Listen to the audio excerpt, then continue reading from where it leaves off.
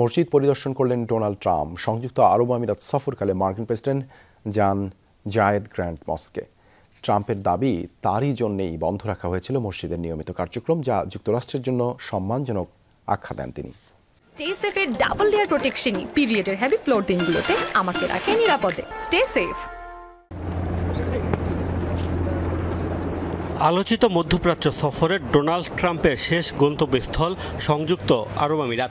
দেশটির বিখ্যাত শেখ জায়েদ গ্র্যান্ড মসজিদ পরিদর্শনে যান মার্কিন প্রেসিডেন্ট। পুরো প্রাঙ্গণ ঘুরে দেখেন ট্রাম্প, প্রবেশ করেন মসজিদের ভেতরেও। এ সময় রীতি মেনে জুতা খুলে নামাজের জায়গায় যান তিনি। ট্রাম্পের সাথে উপস্থিত ছিলেন সংযুক্ত আরব আমিরাতের যুবরাজ শেখ খালিদ বিন মোহাম্মদ আল নাহিয়ান। ট্রাম্পের দাবি তার জন্য প্রথমবারের মতো বৃহস্পতিবার বন্ধ ছিল আবুধাবিতে অবস্থিত মসজিদটির কার্যক্রম। এ ঘটনাকে নিজেরও যুক্তরাষ্ট্রের জন্য সম্মানজনক উল্লেখ করেন তিনি। স্থাপনাটি খুবই সুন্দর, অবিশ্বাস্য একটি সংস্কৃতি। সম্ভবত এবারই প্রথম তারা মসজিদ বন্ধ রেখেছে। এটা যদি সত্যি হয় তাহলে তা যুক্তরাষ্ট্র ও আমার জন্য সম্মানের। অসাধারণ অভ্যর্থনা পেলাম।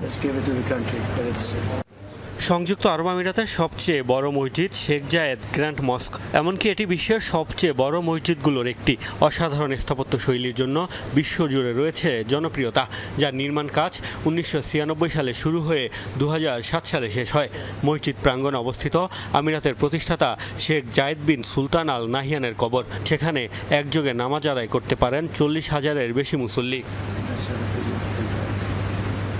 এর আগে 2015 সালে সংযুক্ত আরব আমিরাত সফরে মসজিদটি পরিদর্শনে যান ভারতের প্রধানমন্ত্রী নরেন্দ্র মোদী। মোস্তফা মাহমুদ, যমুনা নিউজ।